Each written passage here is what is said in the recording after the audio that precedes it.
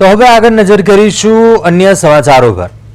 હવામાન વિભાગ દ્વારા ગુજરાતમાં વરસાદને લઈને મહત્વની આગાહી કરાઈ છે। રાજ્યમાં સાયક્લોનિક સર્ક્યુલેશન સક્રિય થવાને કારણે આગામી 19 થી 21 એપ્રિલ દરમિયાન વિવિધ જિલ્લાઓમાં વરસાદી માહોલ જોવા મળી શકે છે। જો કે આગામી 2 દિવસ તાપમાન અને વાતાવરણ યથાવત રહેશે, પરંતુ ત્યારબાદ સૌરાષ્ટ્ર અને દક્ષિણ ગુજરાતના ભાગોમાં મેઘમહેર થવાની શક્યતા છે। ખાસ કરીને ભાવનગર, અમરેલીમાં સતત 3 દિવસ હળવા વરસાદની સંભાવના વ્યક્ત કરાઈ છે।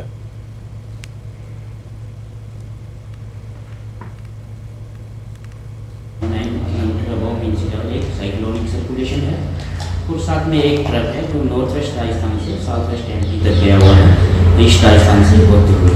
लेकिन इन प्रणालियों का कोई विशेष प्रभाव गुजरात के ऊपर नहीं है और आज हम उम्मीद करते कि मौसम शुष्क रहेगा।